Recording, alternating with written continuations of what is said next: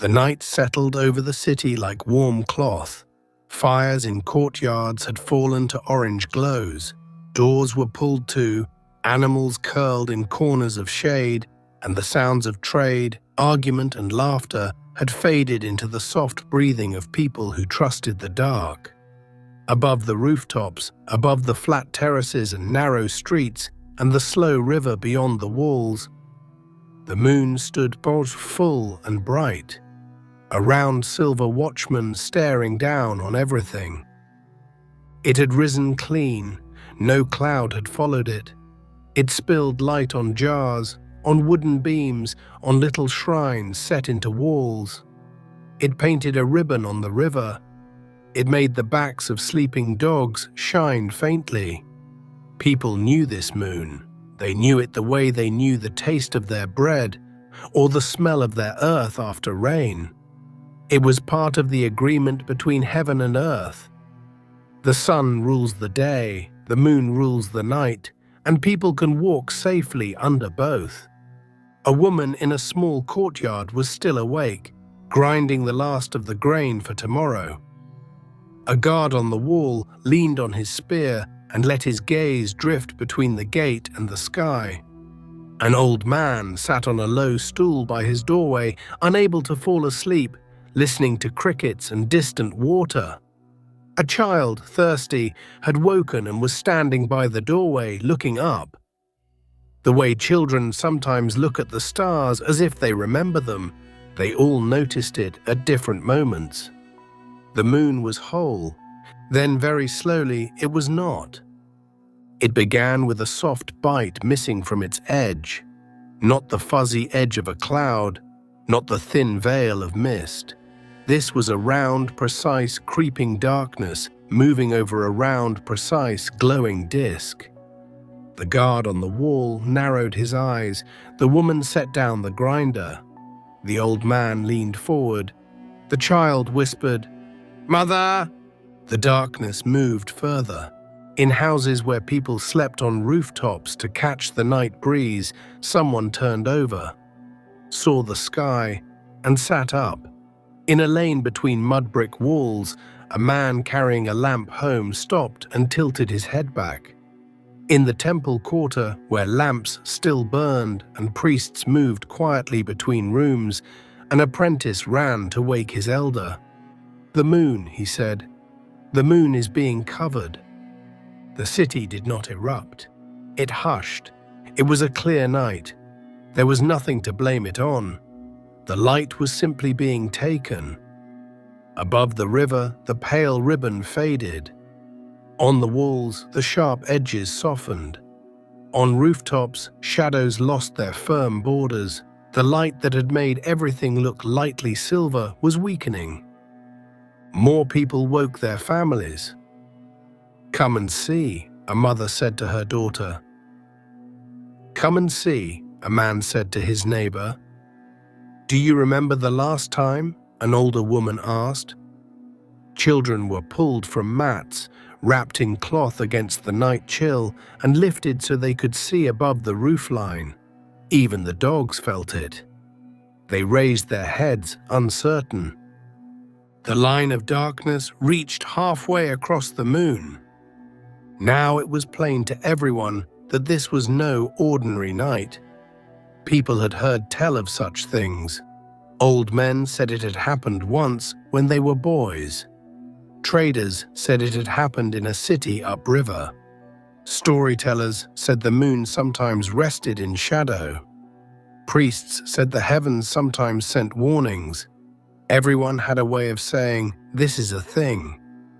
In the high rooms of the temple, a priest in white linen took a lamp and went to a window that opened toward the sky. He saw the darkening moon.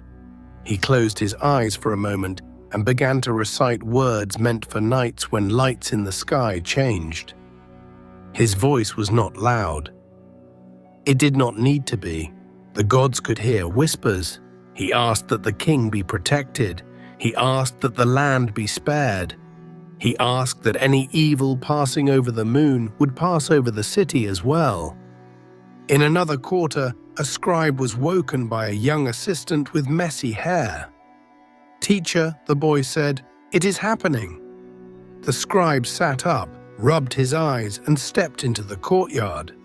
He saw the moon, now more than half swallowed by the slow, curved darkness. He nodded once, the way men do when something rare but expected has finally come. "Bring me a tablet," he said. "We will mark the night." Outside the walls, in fields where farmers slept near their animals, the change in light stirred the beasts. A shepherd blinked himself awake, looked up, and saw the moon like a dimmed coin. He pulled his cloak tighter.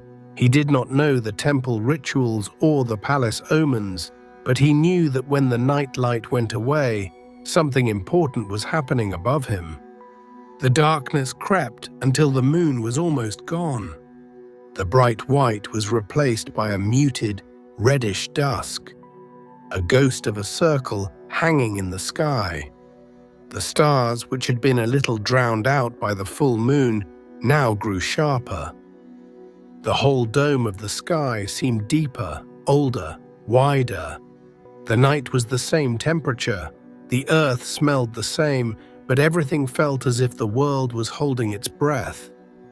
In a plastered house near the palace, a servant hurried to the chamber of a high official.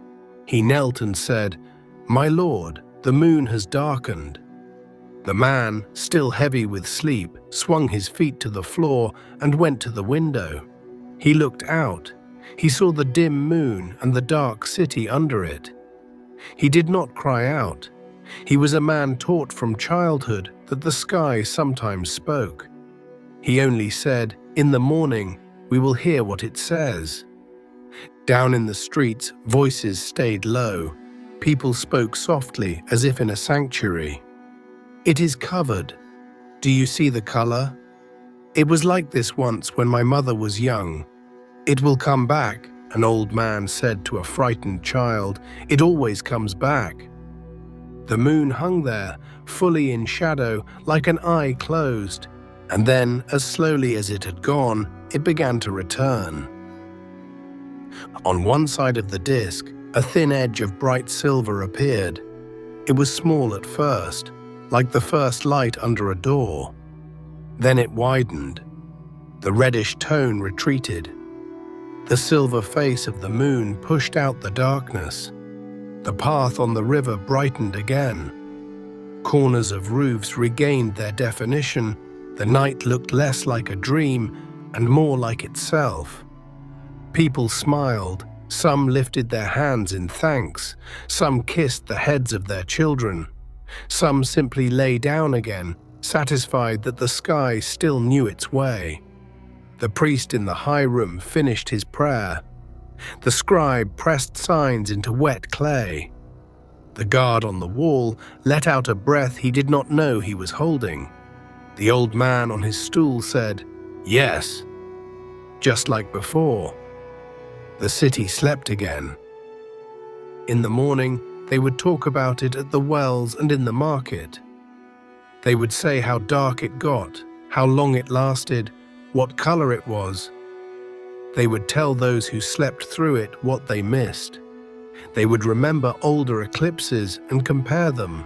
But some rooms would speak differently. Some rooms would speak of omens, of days of danger, of offerings to make.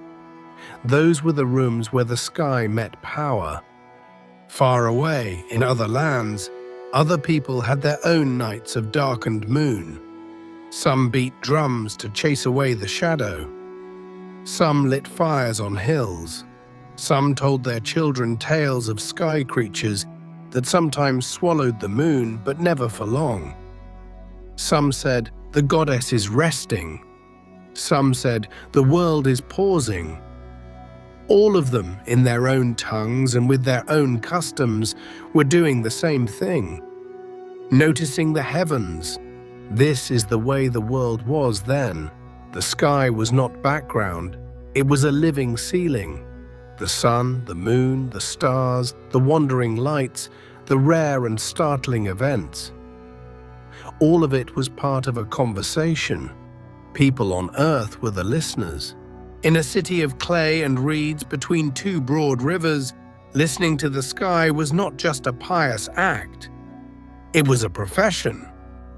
There, in a tall building near the temple, men trained since youth climbed to high chambers to watch the horizon, to watch the path of the moon, to watch for things that did not happen every night. They knew which month was good for what sign. They knew how to divide the night into watches. They knew how to take a piece of clay and fix a moment in it for all time. On shelves in their rooms were tablets pressed with neat wedge marks. Some said, "On this day the king rode." Some said, "On this day rain fell." Some said, "On this day a star was seen in the east." And some said, "On this day the moon was eclipsed." They did not write it because it was pretty. They wrote it because in their world, lights in the sky were tied to the fate of kings. When the moon darkened, they took out their long lists of celestial signs. These lists said things like, if the moon is eclipsed on the 14th day, and the shadow begins on the western side, the king of the west will fall. Or, if the moon is eclipsed and the shadow covers it fully, danger approaches the ruler. Or, if the moon is eclipsed and the night is calm, the land will be spared. The scholar priests compared the night they saw to the words on their tablets. They noted the exact day. They noted where on the moon the darkness began. They noted how long the moon stayed in shadow. Then they sent word to the palace. A messenger, bare feet quick on the cool stone, carried the news. He entered a hall where oil lamps burned and men with rings on their fingers sat speaking softly. He bowed and said, "The moon was eclipsed in the middle of the month." At once, the men in the hall were alert. This was not a small note.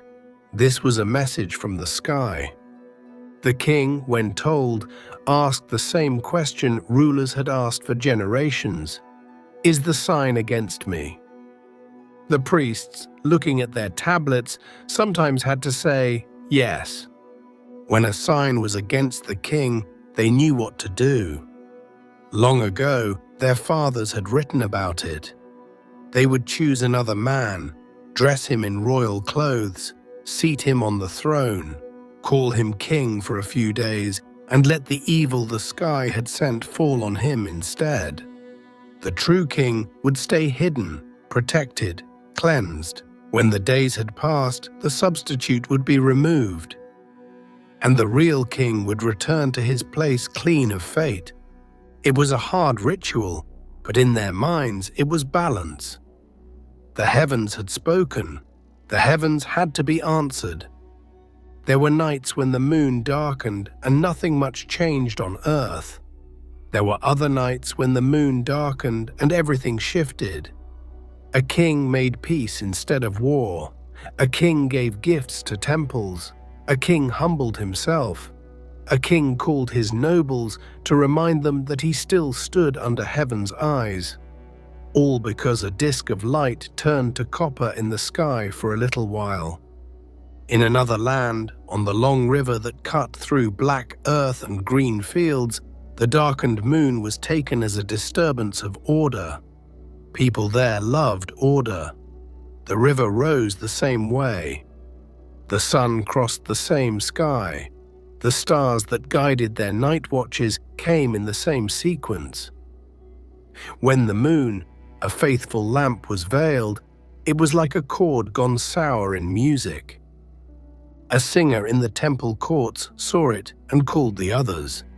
They stood in the cool open space, columns around them, and lifted their eyes. The moon, that had shone on pyramids, on pylons, on farmers watering their fields at night, was dim. A priest took perfumed resin and burned it. He spoke of restoring what was disturbed. He called on the powers that maintained the sky. He asked that the king's years be many. He asked that the land stay full of grain. His voice echoed off stone. From the roof, the moon looked like a coin under water. A scribe made a note in his papyrus, not dramatic, just a line so that future priests would know. Night of the moon being eaten. To them, to record was to protect. What was named could be addressed. For the farmer out in the field, the eclipse was a story to tell his sons. Once, while we were watering the palms, he said, the moon faded. The temple lit more lamps. The king was blessed. The moon came back.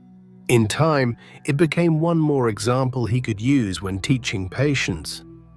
Wait, he could say, the moon came back, so will your luck. In rocky lands by the sea, men who loved asking how the world worked watched the same thing and said, this is the earth's own shadow. They saw the curve of the darkness and understood that only something round could cast that roundness. They began to talk of bodies in space. They began to speak of distances and spheres. For them, the eclipse was not only a sign to rulers. It was a hint about the shape of the world. One of them, on a terrace above a harbor, explained it to his companions. When the earth stands between the sun and the moon, he said, the moon goes dark. That is all. It is not anger. It is not hunger.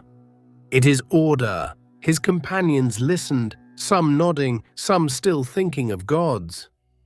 Knowledge and myth stood side by side for a long time.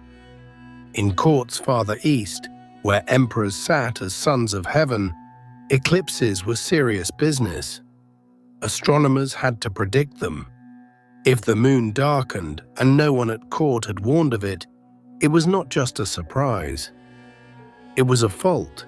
It meant the emperor looked less in tune with heaven. So they watched carefully. They used tools. They wrote long records. And when the moon went dark, they struck drums, made noise to drive away the shadow, and presented reports to the throne that said, on this night, at this hour, the moon was eclipsed. We performed the rites.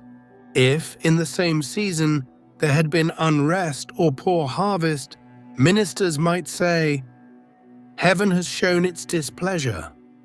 We must govern more justly. A sky event became a mirror for behavior. In southern lands, storytellers explained eclipses with tales of invisible beings or points in the heavens that sometimes swallowed the moon. On eclipse nights, people told those tales again. They did not tell them with terror, but with respect. This is the way of the sky, they said. It happens and then it ends. Across all these lands, in palaces, in temples, in small houses, in shepherds' fields, in boats on rivers, in caravans resting for the night, the pattern was the same. The moon went dark. People watched. People spoke softer. People remembered. The moon came back. People relaxed. People told the story. Among all these nights, there was one that fell on a time when a ruler was uncertain. His borders were restless. His harvests had been thin. His nobles were watching him closely. He had prayed for a sign, any sign, to tell him whether to harden or to soften, whether to march or to wait. The moon gave him one. It darkened fully on the night of fullness. Messengers came running through dark streets lit by torches. Priests hurried up stairways to look. Scribes spread out tablet collections. The chief interpreter of signs entered the hall, bowed and said, "My lord, the moon was eclipsed in the middle of the month. According to the writings, this means danger for the throne." The ruler listened. "What must be done?" he asked. The chief interpreter laid out the old remedy. A substitute would sit. Offerings would be made. The ruler would hide until the days of danger passed. The ruler, who had asked for a sign and received one, obeyed. For some days the court lived in a strange mirror, with a false king on the throne and the true king out of sight. When the time passed, the substitute was removed. The true king reappeared, purified, renewed. He announced gifts to the temples. He cancelled a harsh levy. He declared that the heavens had spoken, and he had listened. His nobles, hearing that the sky had been on his mind, set aside their plots. His enemies, hearing that he had done the full right, hesitated. His people, hearing that their ruler feared the sky, trusted him more. The scholars, whose reading of the eclipse had guided all this, rose in importance. A single night's dark moon had rippled through palace, temple, city, and border. Afterward, life moved on. The moon rose and set as before. Children were born. Fields were sown. Merchants crossed deserts. Armies marched. But in the archives, there was now a tablet that said, "On this night, the moon was eclipsed, and the king did the right." Later generations would read it and tie it to other events in that year. They would write histories that said, "In the year of the dark moon, the king gave relief." The eclipse became a hinge in time. Even now, when people step outside on a clear night and see the moon growing dark, they often fall quiet without knowing why. Something old moves in them, something that remembers that once, long ago, whole cities watched the sky together and waited for light to return. The moon always returned. The people always told the story. In another time, in another city where streets ran straight and walls were painted in bright colors, a teacher sat with a circle of young students under a portico to escape the heat. It was day, but he was speaking of the night. He told them how the moon sometimes crossed into the earth's shadow. He drew a circle in dust to show the earth, another for the moon, a line for the sun. The students leaned in, following the slow movement of his finger. "When the earth stands here," he said, "and the moon is here, and the sun is behind us, the moon passes through our shadow. That is why it darkens. It is not anger. It is not a beast. It is not the end. It is simply the way the lights move." One boy raised his hand. "Then why," he asked, "do people say the gods are speaking?" The teacher smiled. "Because even when you know how a thing works, you still listen when it happens." That was how the world was during those centuries. Knowledge and reverence walked together. A person could understand that a shadow was just a shadow and still fall quiet when it crossed the moon. A person could know that eclipses came in cycles and still mark the date in ink as if it were a letter from heaven. In cities that sat at crossings of trade, where caravans from east and west stopped to water animals and rest, stories of eclipses from many lands were told around the same fires. A man from the river kingdoms spoke of priests burning incense. A man from the desert spoke of tribes beating drums. A man from the coast spoke of sailors staying in harbor. A man from a far court spoke of astronomers who could tell their ruler of an eclipse months before it came. The listeners nodded, pleased to hear that everywhere under the sky, people noticed the same darkening. A storyteller, sensing how all these tales joined, shaped them into one long telling. He said there was once a night when the moon darkened over all the lands where men ruled, and every people answered in its own way, and the heavens watched to see which people would understand. It was not a tale made to frighten, it was made to comfort. It said, "We all look up." Farther east, in a hall floored with polished wood, imperial astronomers laid bamboo slips on a table and wrote of a recent eclipse. They set down the year, the month, the day, the watch of the night. They described the color. They described how long it lasted. They described the rites. Their writing was clean, formal, almost cold, but behind it was the same old human act. We saw, we recorded, we responded. They sent their report to the ministry. The ministry sent it to the throne. The throne acknowledged it. A proclamation went out saying that heaven had shown a sign and that the ruler had performed the correct rite. The people heard it and felt reassured. In an ordered realm, even the darkening of the moon had a proper place.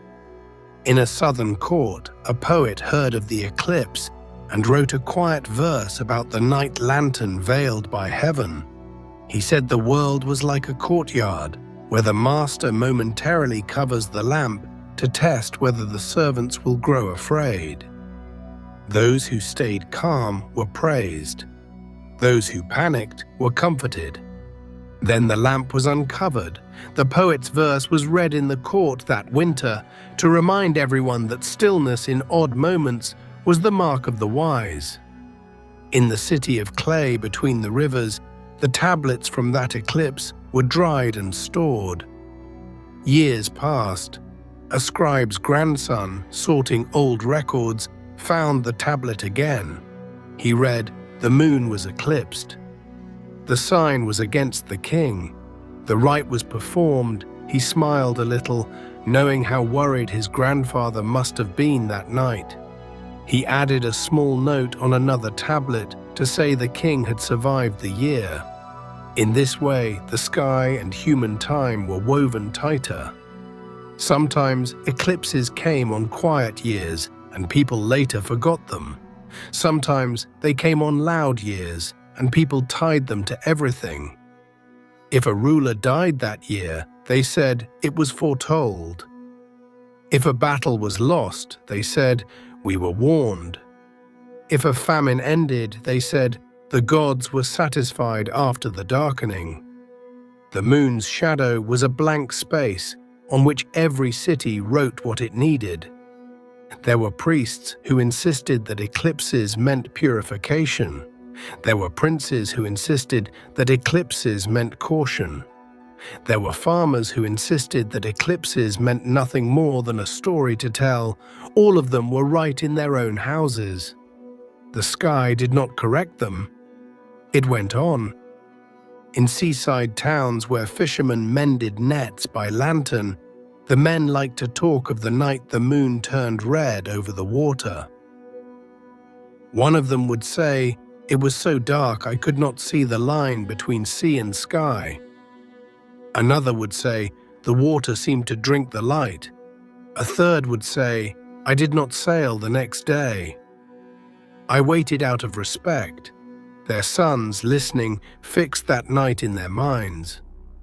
One day, when they saw their own eclipse, they would remember their fathers' voices. In desert encampments, where nights were cold and stars fierce, an eclipse made the sky feel lower, closer. The shadows of tents shifted, camels grumbled. Women pulled cloaks around their shoulders and sat closer to the fire. Old men told stories of spirits who tested the courage of mortals by covering the moon. "We stayed steady," they said, "so the spirits passed on." Children fell asleep to that. In a hill town where olive trees climbed the slopes and goats clattered on stone, a mother rocked her baby during an eclipse and hummed a tune that her own mother had hummed during one. It had no words. It was only a rising and falling that matched the slow return of the light. The baby, feeling the steadiness of the arms and hearing the calm of the voice, did not cry. The mother looked up at the dim disk and said softly, "Come back." When it did, she smiled and said, "Good." In the north, in lands where winters were long and darkness already generous, an eclipse in winter was like night inside night.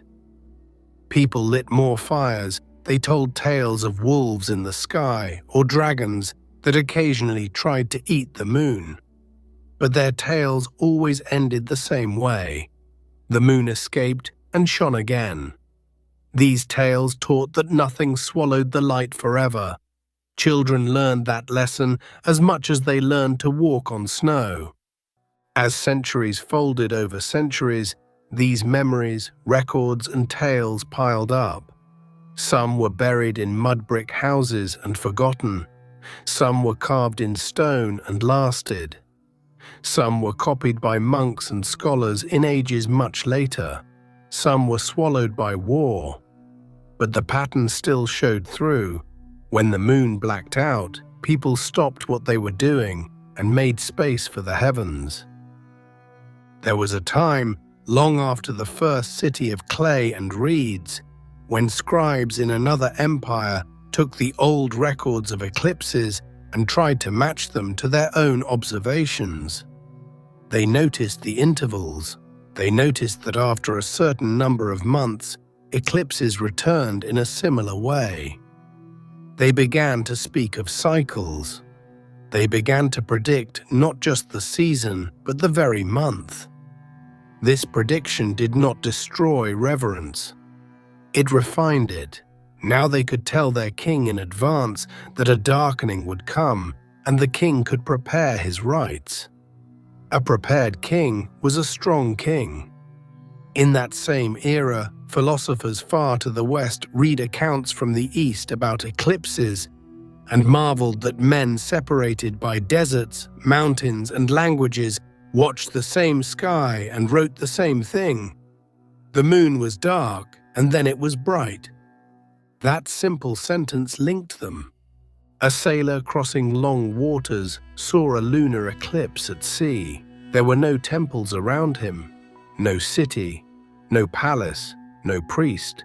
Only water, sky, crew, and a round dark moon hanging above black waves.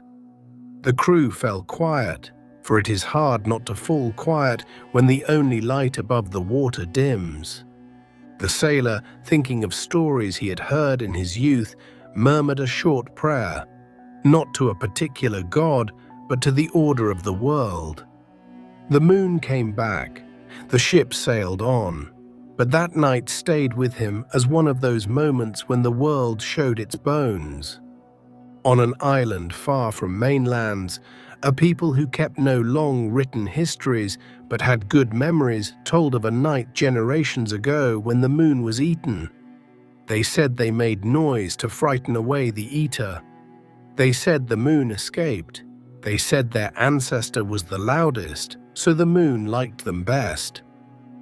Their children laughed, but the next time the moon dimmed, they made the same noise. Because doing what the ancestors did made the world feel held. In a monastery tucked into hills in a later age, a monk copying older chronicles paused when he came to a line about a great eclipse. He looked out his narrow window at the night, remembering one he had seen as a boy, when the moon over his village had turned a strange color, and all the neighbors had stood in their doorways. He smiled and kept writing. Even in an age of different rulers and different books, the darkened moon was still worth a line. In cities of learning where men debated the motions of planets, eclipses became proof. You see, they said, the earth is round because the shadow is round. Others replied, you see, the heavens follow laws because the timing is precise. Others added, you see, our ancestors were right to record. Without their notes, we could not have checked our calculations. A simple night in the past, when people just looked up, now served people who calculated paths. But in all of this, one thing did not change. When the moon darkened, people felt small and linked. They felt small because they knew they could not reach up and push the shadow away. They felt linked because they knew every person awake in that hour, in that country, in neighboring countries, in ships, in fields, in palaces, was looking at the same thing. A prince on a terrace, a farmer in a field, a priest on a roof, a guard on a wall, a woman nursing a baby, a child shaking her father awake, a caravan leader counting camels, a sailor gripping a wet rope, a scribe holding a stylus, all of them lifting their faces to the same sky, seeing the same dark disk, waiting for the same light. And the light always came. That is why people could use eclipses to make decisions. They knew the event had a beginning and an end, a warning and a relief, a shadow and a return. That shape lent itself to ritual. While it is dark, they said, we will fast. When it brightens, they said, we will feast. While it is dark, they said, we will pray for the king. When it brightens, they said, we will declare him favored. The sky supplied the rhythm, humans supplied the rest. The night the moon blacked out over that ancient kingdom, the one whose priests sent word to the palace, whose king hid, whose substitute sat, whose nobles quieted, whose people felt secured, became a model. Later kings, even if their omens were smaller, could point back to it and say, our fathers listened to the sky. We will too, temples could say. On nights like that, incense must rise. Scribes could say, on nights like that, we must fix the hour. One night rippled forward through centuries. Even now, when the world is loud and lit and full of moving lights that are not stars, people still go outside when someone says, there will be an eclipse tonight. They take children by the hand. They step onto balconies. They drive away from city glare. They lift their phones, but before they lift their phones, they lift their eyes. They watch the moon grow dim, slow and serious, just as it did over the river cities, over the desert camps, over the courts and markets and farms of old. They fall quiet without being told. They feel that old pause. They wait. And when the light returns, they cheer, or they smile, or they nod, or they simply go back inside with a sense that they have seen something bigger than their day. The sky does not speak in words. It speaks in patterns. A darkened moon is one of its clearest sentences. Long ago, that sentence was heard by men who commanded armies and granaries. They took it as instruction. They cooled their temper. They appeased their gods. They arranged their court. They showed their people that even they, the highest, stood under a higher order. That made their rule stronger. Long ago, that sentence was heard by women sitting in doorways, by children awake past their bedtime, by old people remembering other nights. They took it as wonder. They told it again. That made their families richer in stories. Long ago, that sentence was pressed into clay by hands that have turned to dust. The clay stayed. We can still read it. It says that on a night in a year, whose number is now hard to pronounce, the moon was eclipsed, and the king was warned, and rites were done. That is the story. A light, a shadow, a listening world, a return. The moon blacked out. The ancient world changed itself to match. Then it slept. In the years that followed that remembered night, the storytellers of that kingdom began to weave the eclipse into other tales. They were men and women who sat in doorways at dusk, who entertained guests in courtyards, who spoke in markets when shade cloths were up and people wanted to linger. They took what the priests had said in the temple and what the scribes had written on clay and what the old people had whispered, and they made a thread through it all. They told of a king who was proud and would not listen to his counselors. They told how the moon darkened, and the king realized that even the brightest things could be veiled. So he humbled himself. They told of a city that had forgotten to offer to its gods, and how the moon darkened, and the people ran to the temple and lit incense and sang all night. And the moon returned brighter than before. They told of a boy who was afraid of the dark and saw the moon go dark and come back, and from then on he was not afraid of the dark again. These stories were not technical. They did not explain the Earth's shadow or the alignment of orbs. They explained courage. They explained humility. They explained rhythm. They said there will be times when light goes. Wait, it comes back.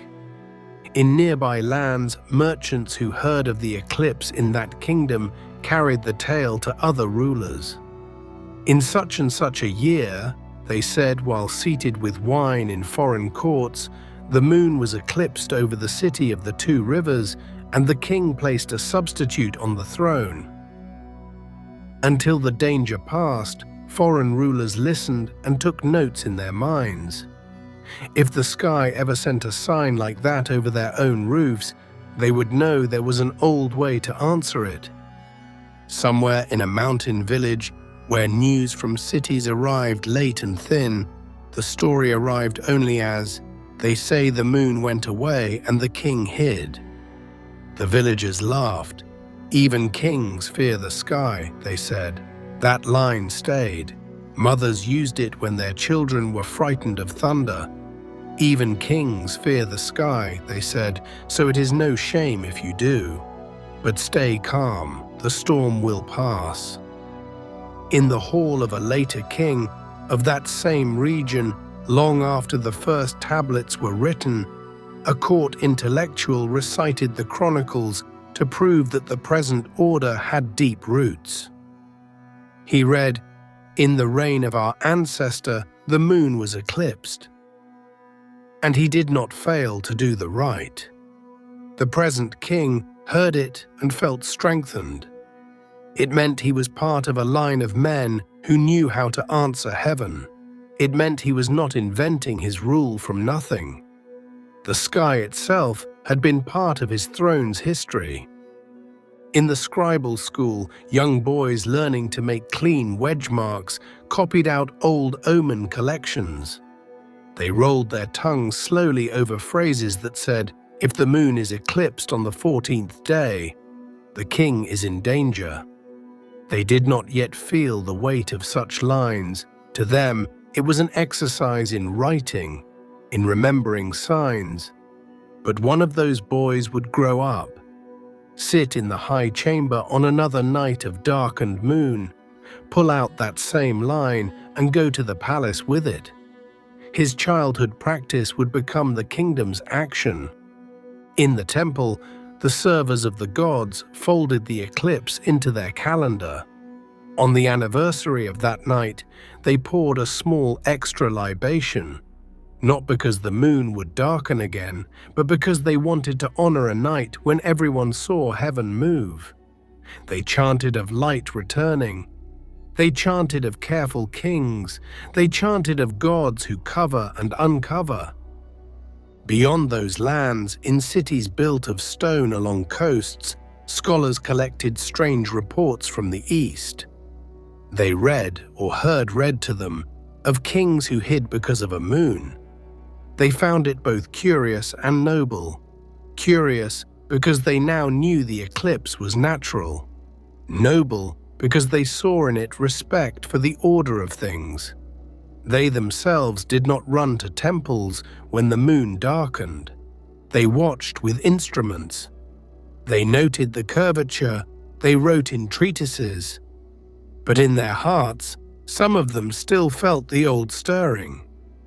One such man, after watching a long, deep eclipse over the sea, returned to his house, and before he wrote his calculations, he sat for a while in the darkened room and let the image of the dim red moon rest in him.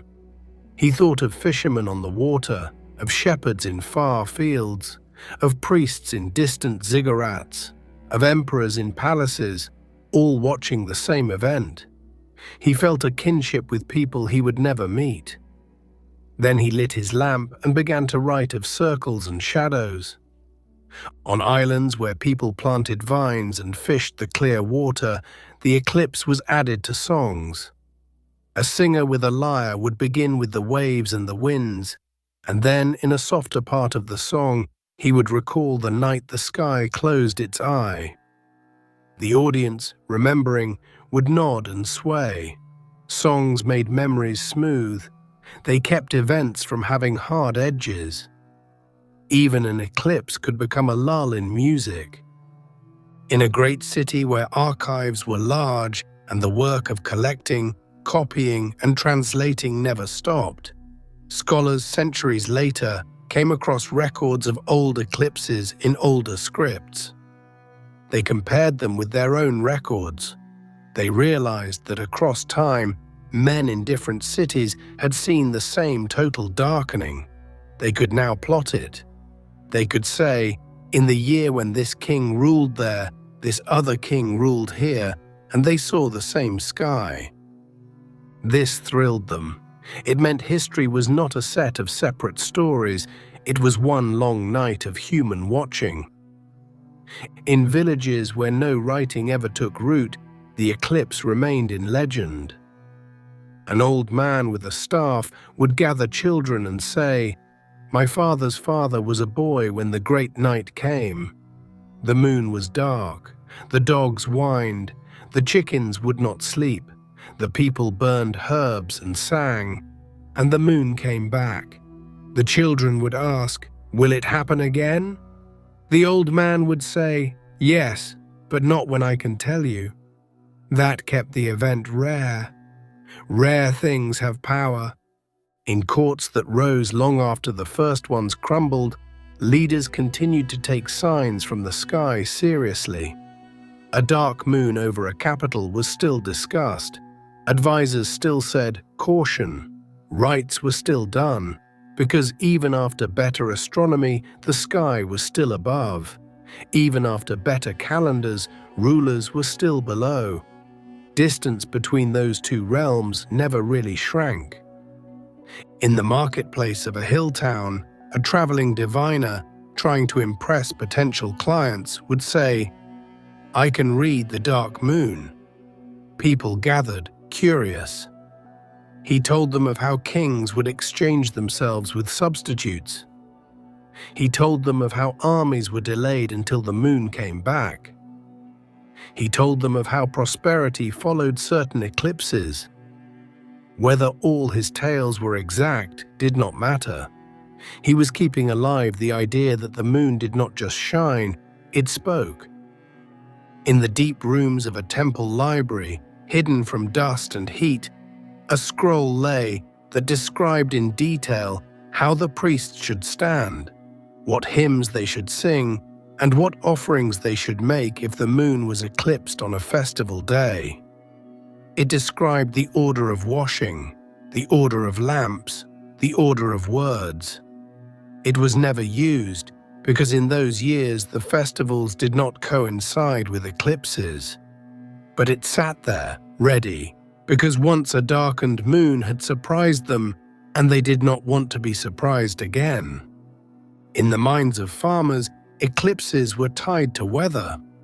The year the moon was covered, one said, the rains were late. Another said, no, the year the moon was covered, the grain was good. In truth, there was no fixed rule, but humans love linking things. The sky gave them a hook. They hung their memories on it. In a village by a great lake, a boy became a man, and as part of his initiation, the elders told him the true stories of the people. One of them was about a night long ago when the moon turned dark, and everyone in the village sat on the shore and watched the black water, waiting for the light to come back. The elders said, that night, no one was angry. No one was greedy. No one was proud. Everyone was looking at one thing. The boy listened and understood. Shared wonder makes people gentle. In a dusty town, a mother who had lost someone dear sat up through the night of an eclipse and found comfort in the way the light returned. She said to herself, "If the moon can go and come back, then what is gone is not always gone." She did not turn it into doctrine, she turned it into peace. In a royal house perched on a hill above terraced fields, a child prince watched an eclipse with his tutor. The tutor explained patiently about shadows.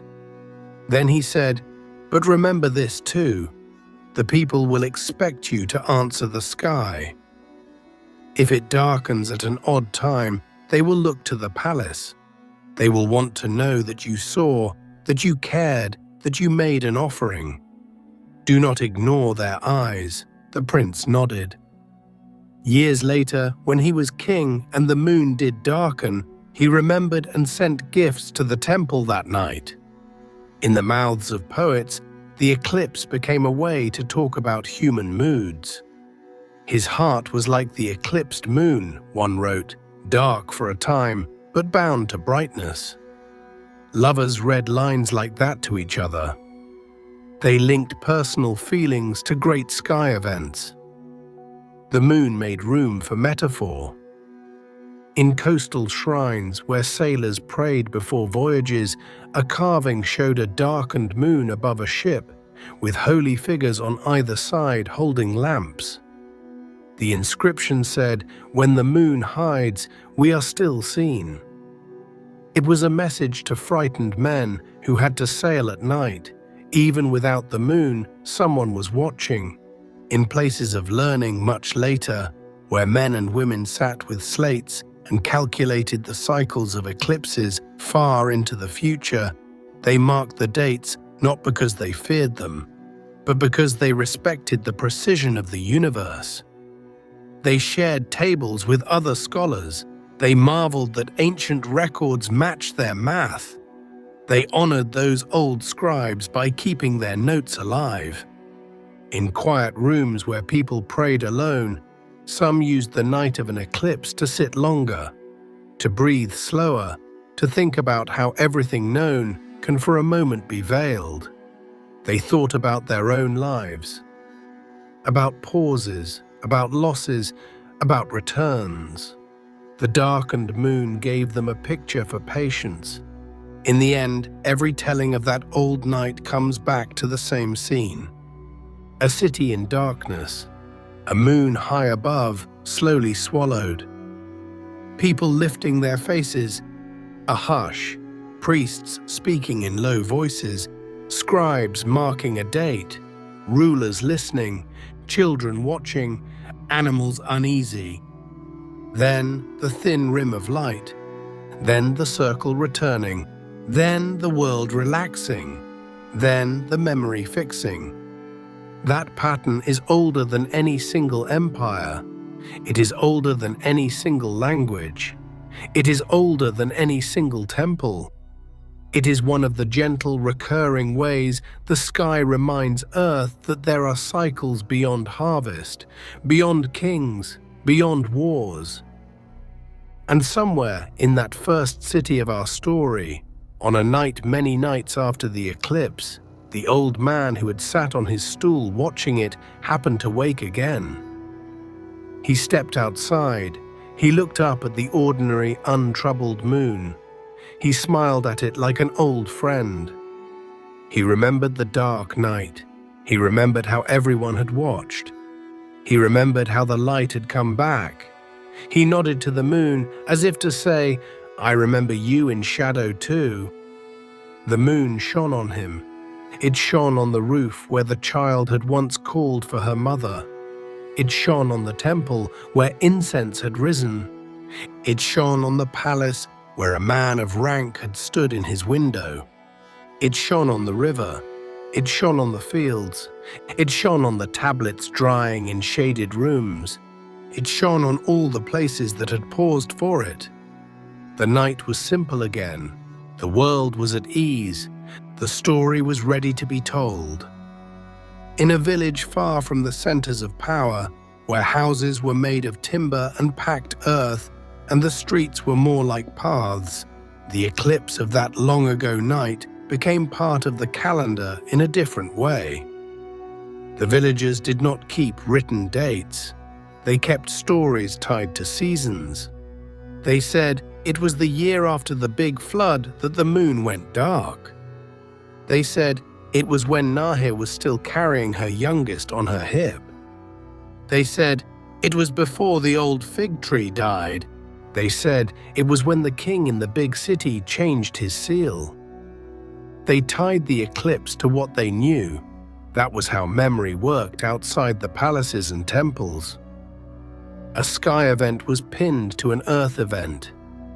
The sky gave shape to time, so when, years later, someone in that village began to doubt another story, someone else could say, "No, I remember. It was the year of the dark moon that settled it." The sky was the final witness. In towns along trade roads, innkeepers heard the eclipse retold by travelers. Each traveler had his own color to it. One said it was blood red. Another said it was like copper. Another said it was almost black. One said it lasted the time it takes to cook stew. Another said it lasted 2 songs. Another said it lasted from the first cry of an owl to the second. The innkeeper listened, collected details, and made his own version to tell later. A great event becomes many events once it passes through many mouths. In a court of a ruler on the plateau, a visiting scholar from the river cities spoke of his people's method for handling eclipses. The court officials raised their brows. "You put another man on the throne," they said. "For a few days," the scholar answered, "so the harm falls on him instead." They were quiet, thinking. Not long after, when an eclipse came over their own capital and their own readers of signs warned of danger, they remembered the story. They did not use a substitute, but they did withdraw the ruler from public view and loaded the temples with offerings. A custom from one land had inspired caution in another. In small shrines on hillsides, where humble people brought grain and oil, the priests added small prayers for the lights of heaven. For the sun by day, they said. For the moon by night, they said. For the stars in their courses, they said. Before, they had prayed only for harvest and for children. The eclipse had widened their prayers. In a house in the poorer quarter of the city, a young boy who had been frightened during the eclipse kept drawing circles on clay. He drew a bright circle, then a dark circle over it, then a bright circle again. His mother laughed and said, "You liked it?" The boy nodded. "I want to remember," he said. He grew up and became a potter. On some of his pots, he painted a bright circle and a dark circle. People bought them because the pattern was pleasant, never knowing it was his way of keeping a night fixed in a line. In a patriarch's house, where tales of ancestors were recited regularly, the eclipse became a marker between generations. "Your great-grandfather was a boy when the moon went dark," the old man said to his grandchildren.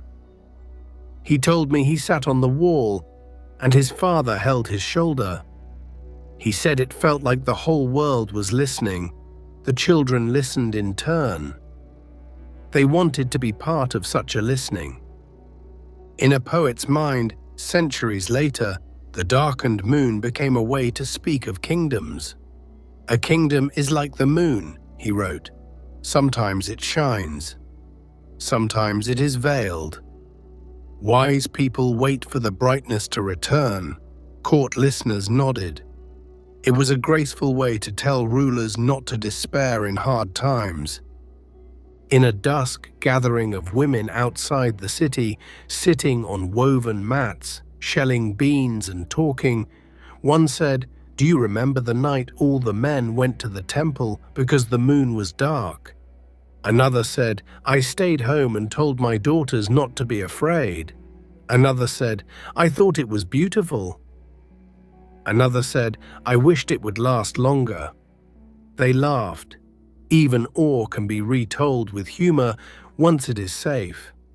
A caravan that traveled through the same region every year once happened to pass near the city on the anniversary of the eclipse. The leader noticed that people went to the temples with offerings that night. He asked why. To remember when the moon was covered, they said. He took the custom and brought it east. In his own town, he told people, in the West, they remember nights when heaven spoke. We should remember too. Slowly, the memory of that specific eclipse spread far past its original sky. In a port with ships from many lands, sailors exchanged sky lore. One said, in my land when the moon is eaten, we strike shields to wake it. Another said, in mine we put lamps on masts so the moon knows where to come back. Another said, in mine the priests tell us to be still and watch. A scribe listening in the corner wrote these customs down. He was curious about how one sky could teach so many songs. In a city library generations later, a student of old histories read the line about the eclipse and wondered what it had looked like. He went outside the next full moon and stared at it for a long time, trying to imagine it dimmed. The wind blew cool over the roof. The city murmured below. He felt very close to the man who had written that line so many years before. He felt that time was not a long road, but a set of stacked rooms, and in one of those rooms, men watched the moon darken, and in another, he was imagining it. In another kingdom altogether, one that rose after empires had fallen and rebuilt from their remnants, their own eclipse occurred during the building of a great structure. The builders stopped. The overseers looked to the priests. The priests said, we must pause, we must offer, we must ask that this work be blessed. They did so, then they resumed. Later, when people admired the building, some said, it was built during the year of the dark moon. That is why it stands. In a lonely watchtower, on a frontier, a soldier kept record of the days. He marked each with a notch on a beam. On the night of the eclipse, he made a special mark, larger and deeper. Months later, when relief troops came and he handed over his post, the new soldier saw the mark and asked, what was this? The old soldier said, the moon was taken. The new soldier ran his finger over the notch and felt that even in a quiet, isolated place, the sky had come close. In households where nurses raised children of the wealthy, the eclipse was added to the list of gentle stories to help them sleep. Once, little one, the nurse would say, the moon closed its eyes. The people were quiet. Then the moon opened its eyes. The people were glad. Sleep like the moon. Close your eyes. You will open them. The children slept to that rhythm. In a school for young nobles, where they learned not only to read and write, but also to govern, the master used the eclipse as a lesson in timing. There will be moments, he said, when everything grows dim at once.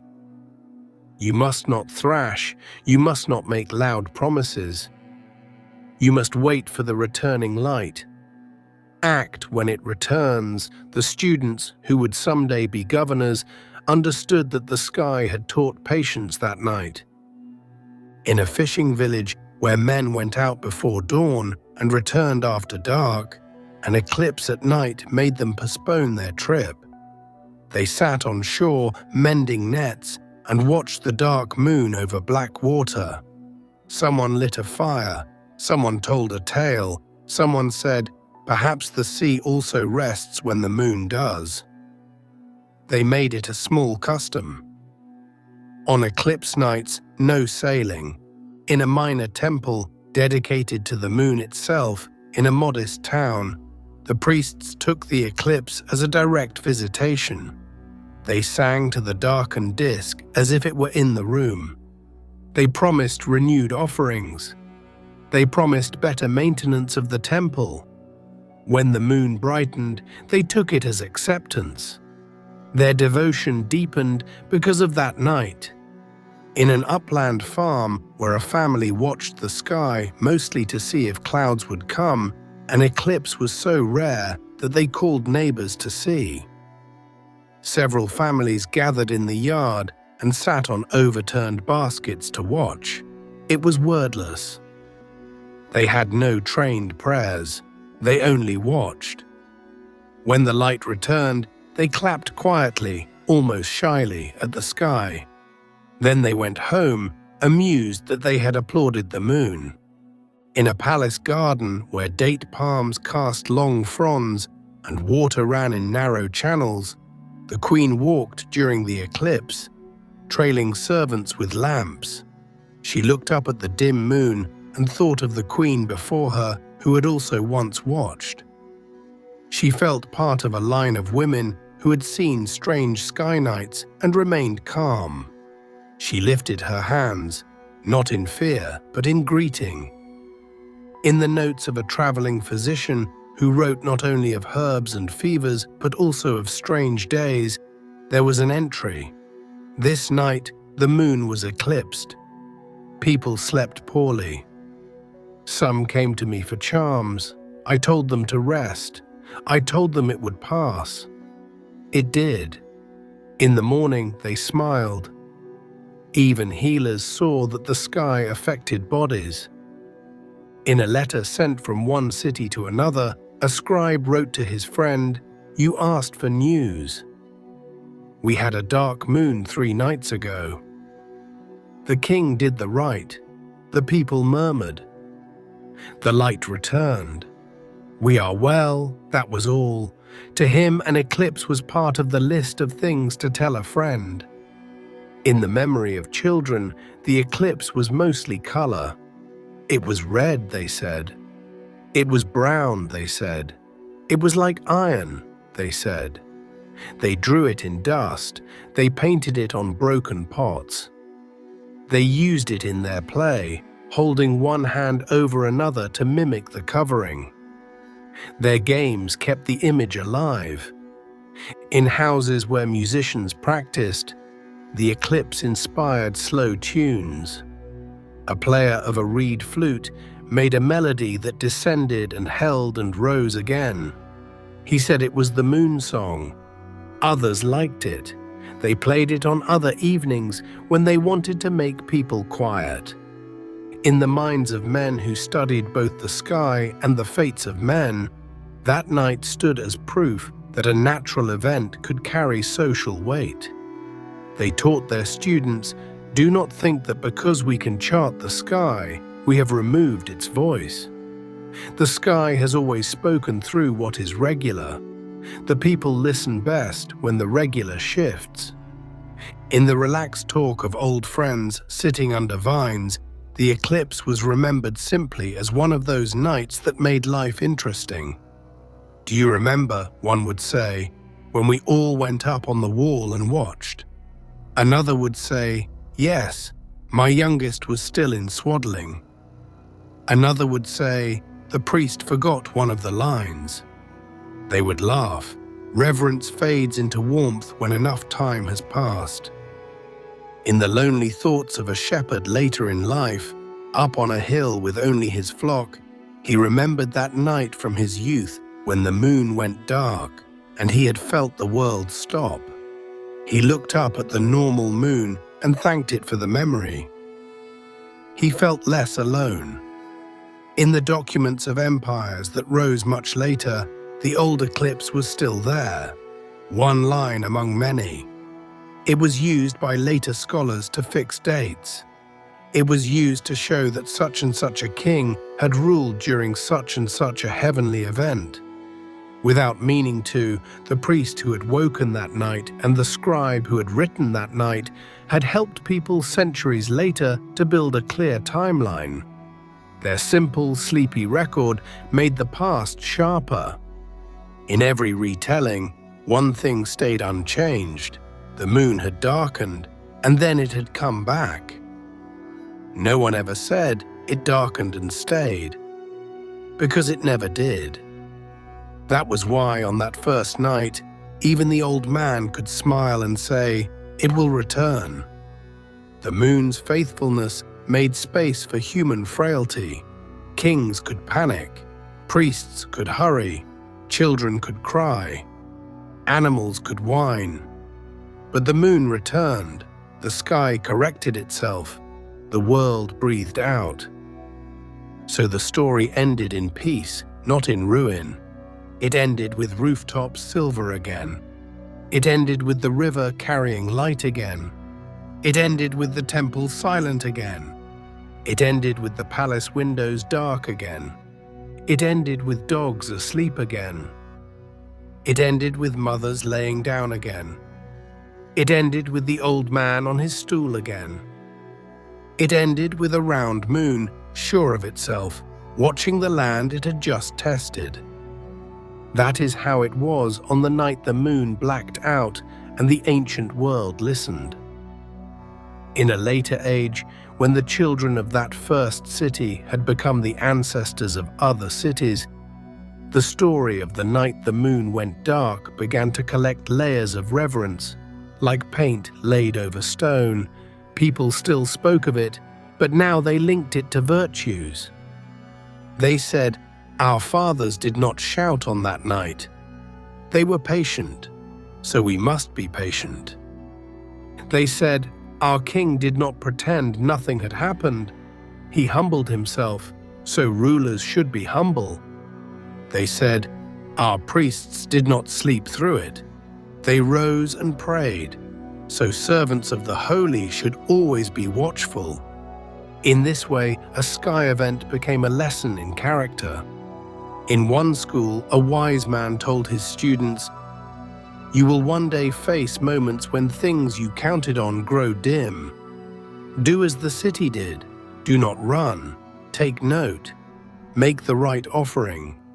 Wait for return." The students had heard of the eclipse since they were small, so they understood. The sky had given them an image for calm response. In the countryside, the eclipse became part of marriage talks.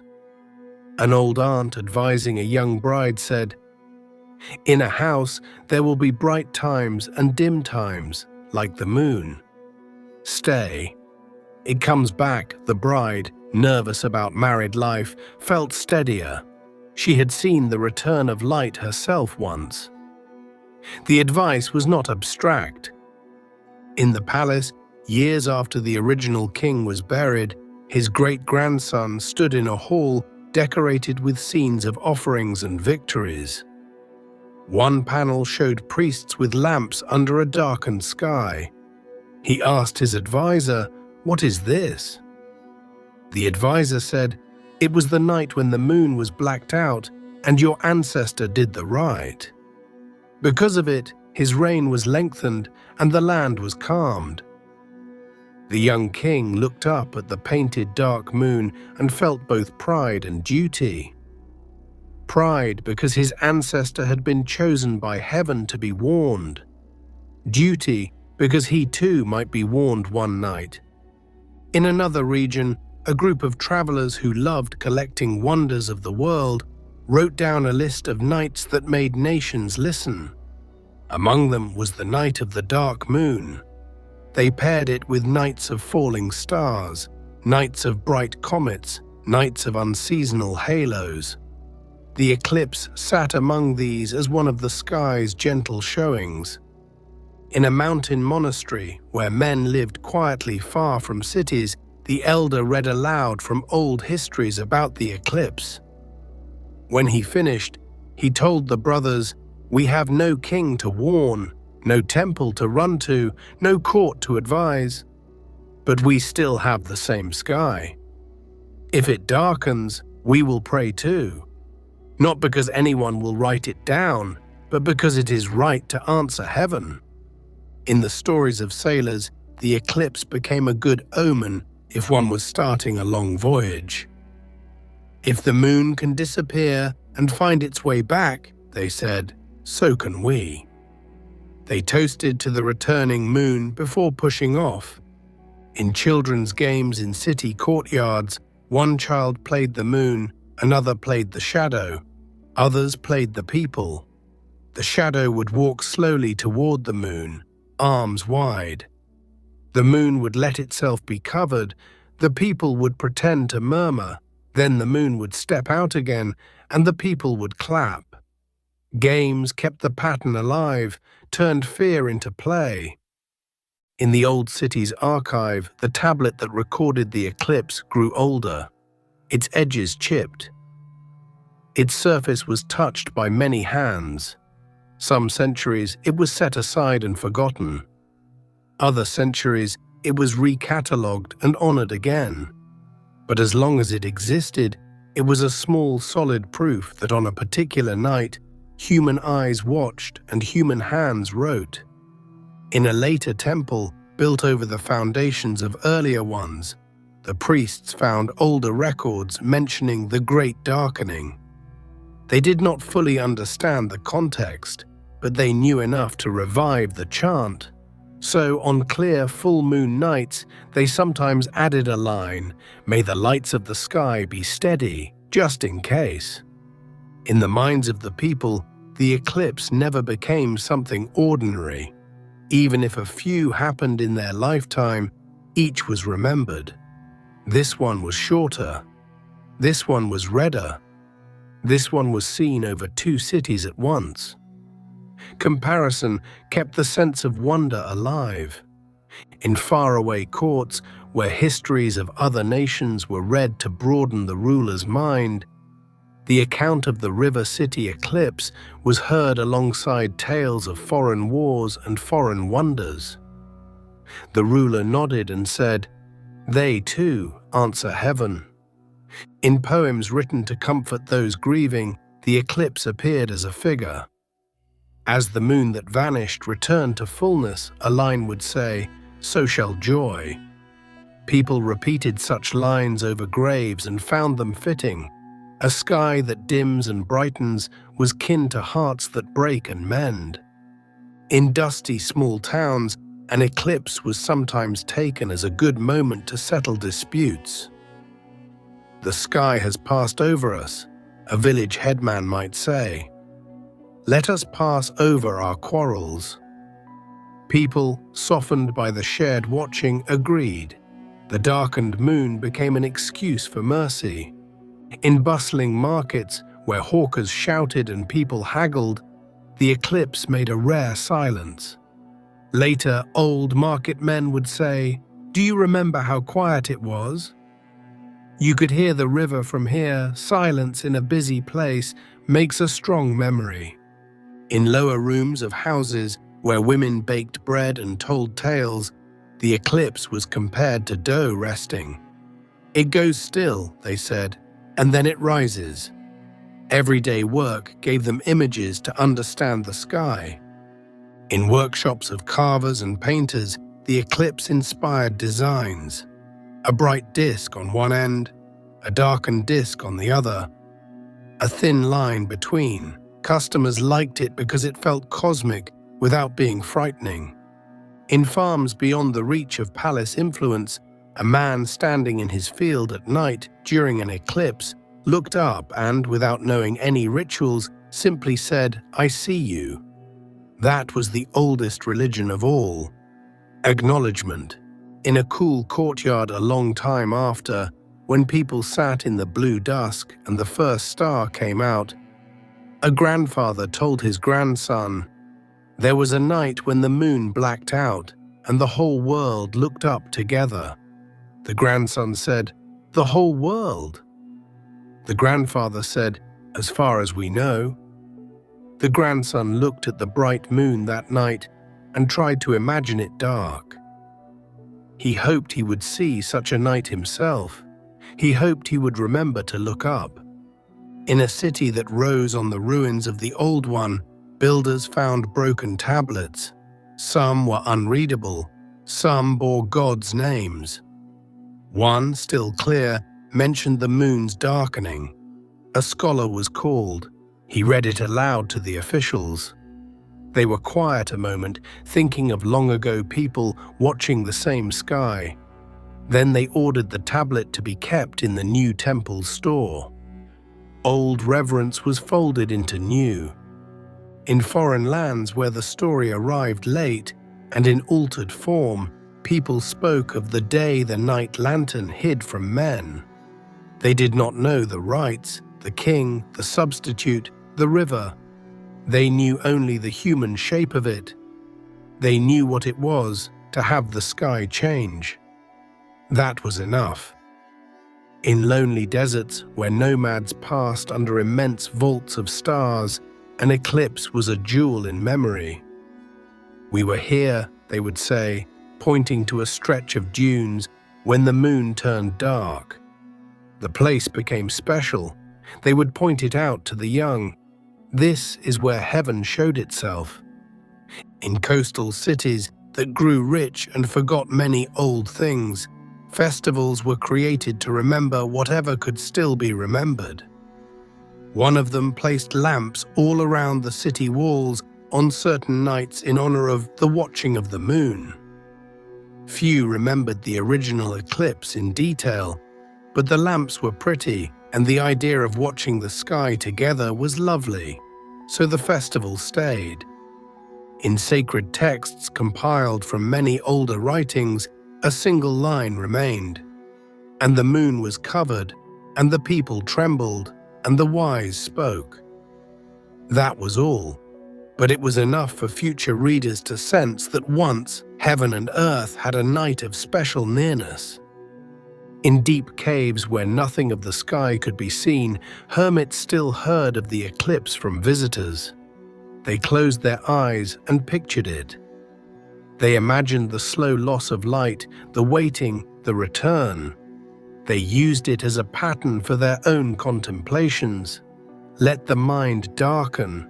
Wait, let light return. In the minds of historians much later, the eclipse of that ancient world became a peg to hang dates on, a crosspoint to align chronicles. For them, it was not omen but instrument. Even so, they could not help but admire the neatness of it. A sky event tying together human notes across centuries. In every age since, when people have looked up at a darkened moon and gone still, they have been unwittingly reenacting that first wide listening. The roofs are different now. The clothes are different. The languages are different. The prayers are different. But the posture is the same. Head tilted back, eyes searching the dim disk, breath a little slowed, heart aware of enormity. That posture is the end of the story. The night the moon blacked out did not end with disaster. It ended with people resting again under returned light. It ended with priests laying down their lamps. It ended with kings sleeping after being warned. It ended with scribes putting away their styluses. It ended with mothers wrapping children. It ended with shepherds lying back down. It ended with the river carrying on, glinting once more. The story finishes when the sky, having spoken, returns to silence, and the earth, having listened, returns to its work. In the cool hours before dawn, when the city was at its deepest rest, and even the late talkers had gone quiet, the moon rode high again in full strength. It cast its pale way over flat roofs, over garden walls, over stacked jars, over sleeping animals, over the river like a path no foot could walk. Nothing in its face showed that it had been shadowed. It gleamed as if nothing had happened, as if the long pause of the night had been only a blink. But in the houses, the pause remained in people's minds. They would remember the way the air had seemed to thicken when the light dimmed. They would remember the way all sounds had lowered as if at a king's entrance. They would remember the way neighbors, who did not always speak, had stood at their doorways together, heads tilted the same way. They would remember the way the temple lamps had burned brighter against the strange sky. They would remember the way the river had looked darker than it should have under a full moon.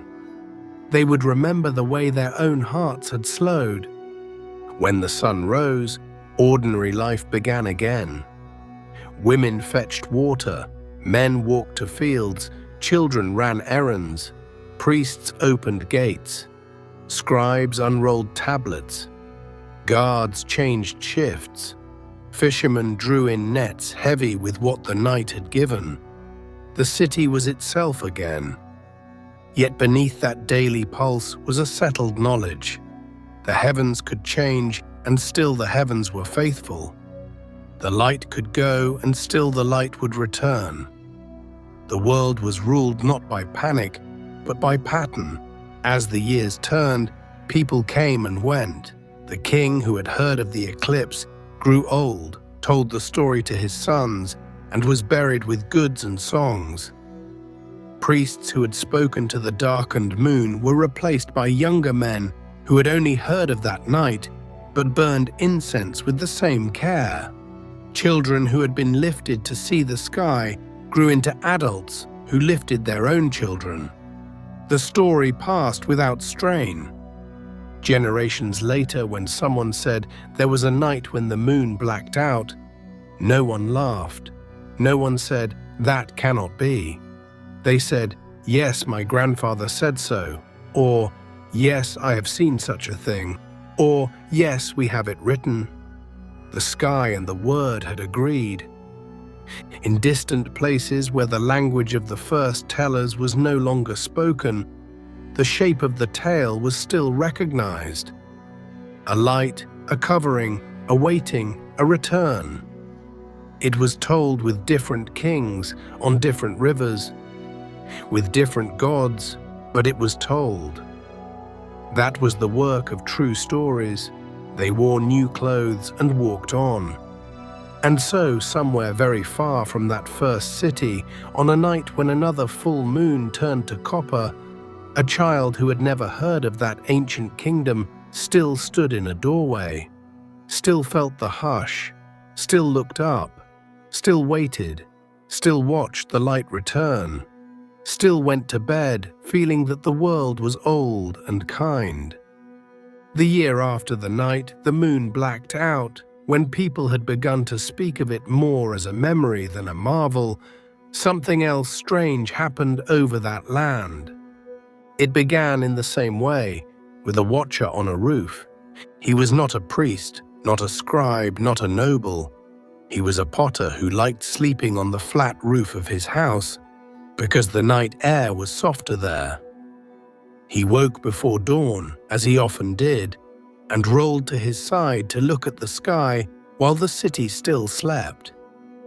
The moon was there, thin now, not full, but beside it, for a moment so brief he almost thought he was still dreaming, there was another light. It was not a star, it was not a wandering planet, it was not the torch of a late traveler. It was a pale, deliberate point, moving with a slow mind, sliding just above the moon as if inspecting it. Then it was gone. The potter sat up. He rubbed his eyes. He stared again. The sky was back to ordinary. He told his wife later. She laughed. "You dreamed," she said. He told his neighbor, who said, "Maybe the gods are still measuring the moon after what happened." He told a customer at the market who said, "We should tell the temple." The temple listened. The priest said, "We will watch tonight." They did. They saw nothing. But the report was written down because after the great darkening, the temple had decided nothing in the sky should be ignored. That should have been the end of it. It was not. 3 months later, when the moon was again high and strong, The watchers in the high chamber of the temple saw what the potter had seen. It arrived from a dark part of the sky where few stars burned. It glided, small but clear, brighter than a star, but softer than a torch. It moved not across the whole sky, but only in the space near the moon.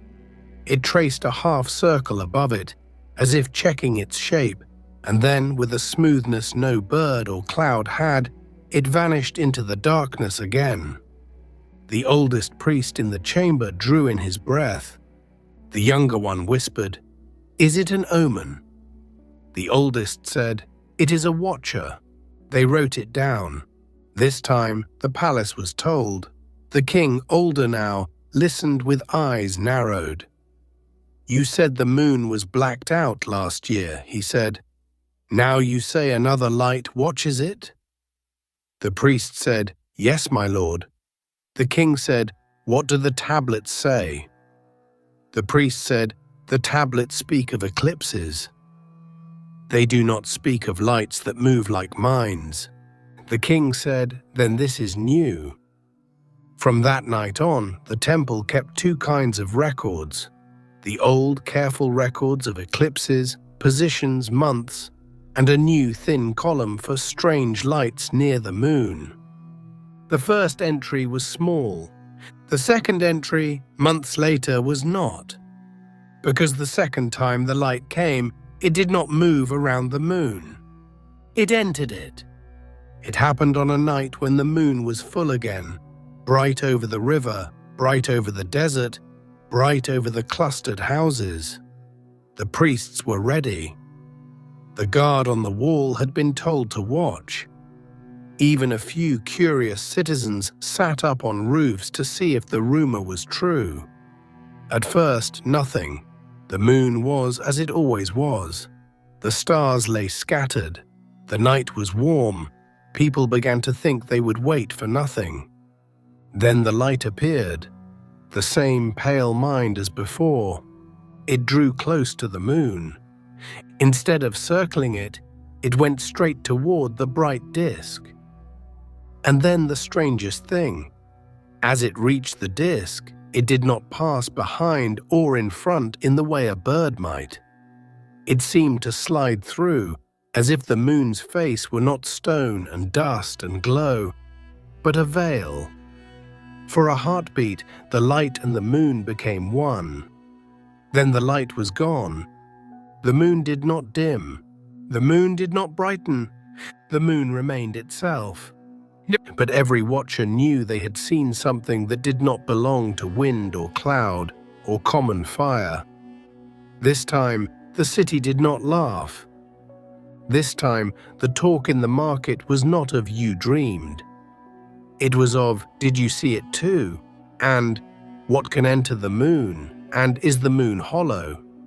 and "has the moon always been watched?" The temple was crowded the next day with questions.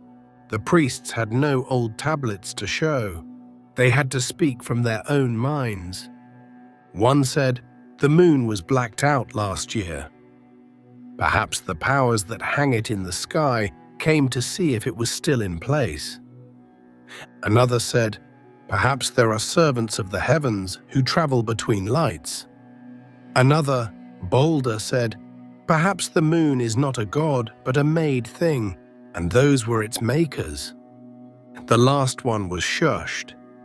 The city still loved its sky gods, but the idea once said did not die.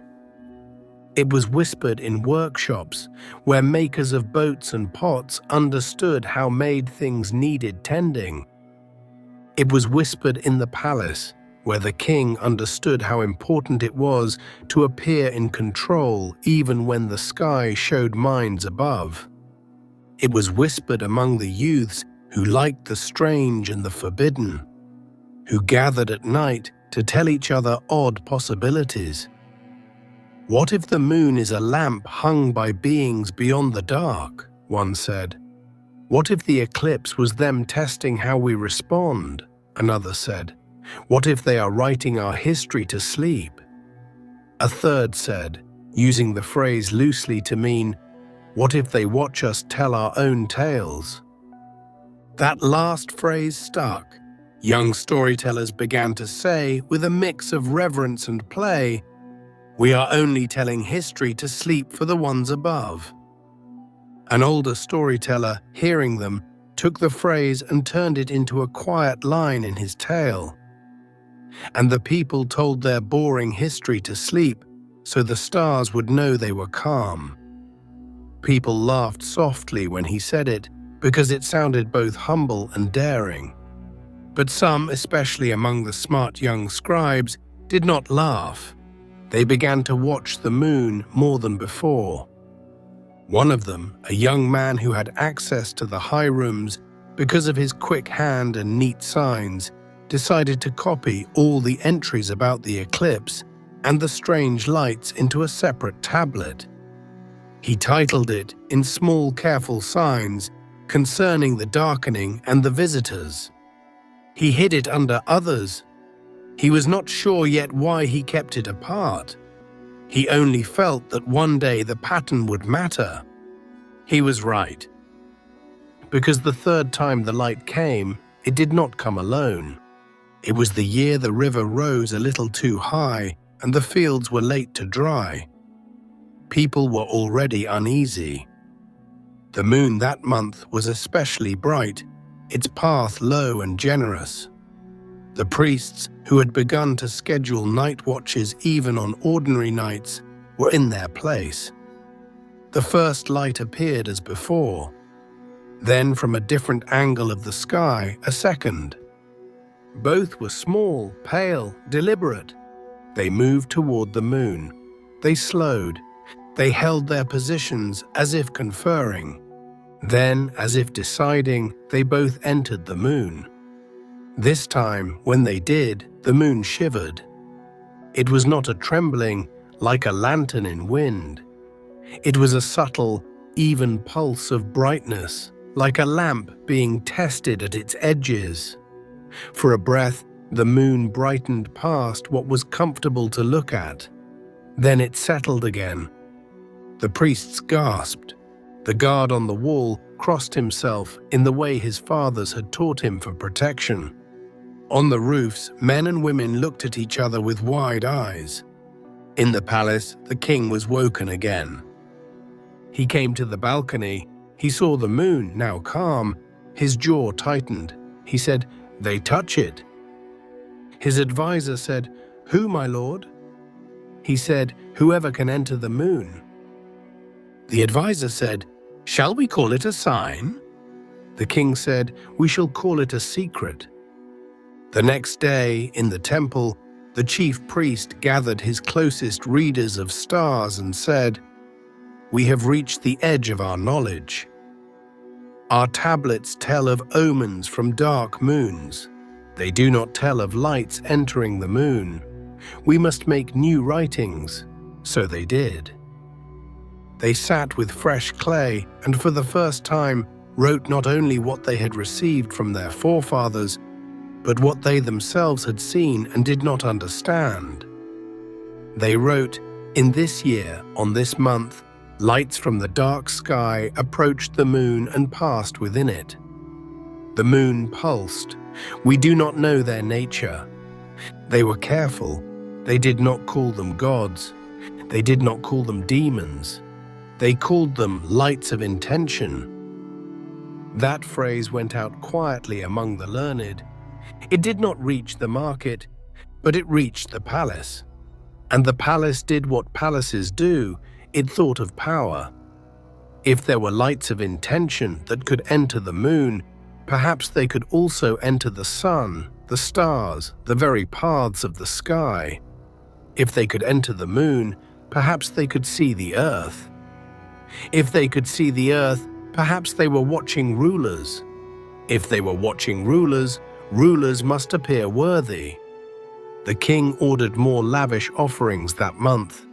He ordered scribes to write praises to the masters of the lights. He ordered the temple singers to add lines about those who hung the lamps of day and night. Some of the old priests frowned, but they obeyed. It was not against their law to praise high beings. At night, though, when they sat together, they spoke softly. One said, "Perhaps the moon is not older than men. Perhaps it was placed." Another said, "Perhaps the eclipse we saw was not only an alignment, but a test." They covered it to see how we would respond. We responded with order. Now they come to see who kept order. Another, who had spent too long in the upper rooms, said, "What if the moon is a ship?" The others hushed him. But the word had been spoken. A ship. A great pale wandering ship hung at the right distance so that it looked like a companion. A ship that could be darkened to test the earth. A ship that could be entered by lights. A ship that could be adjusted. The idea spread among the bolder minds. It was not shouted in the streets. It was shared on roofs, in studies, in quiet rooms behind the temple, at night in the palace when the king was in a curious mood. If the moon is a ship, someone said, then the ones who made it may return. If the moon is a ship, another said, then the eclipse that changed the world was them knocking. If the moon is a ship, another said, then we are the ones being watched. Our history to sleep is for them. That phrase, history to sleep, became a little joke among the priests who had to write down ordinary events. "What are you doing?" a junior scribe would ask. "I am writing boring history to sleep for the sky," the elder would answer. They would smile, but behind the humor was awe. The idea that their clay signs might be seen by minds above the moon made their hands steadier. Years passed. The lights came rarely, always near the moon, always quiet. Sometimes they only circled, sometimes they vanished into it. Never did they descend to earth. But once, on a night later spoken of with care, the moon darkened again, not as fully as the great eclipse, but enough to make people look up. And when it did, the lights were there, not outside it, but within the shadow, like small eyes in a covered face. That was when the old priest said, to no one in particular, "They watch how we behave when the light is gone."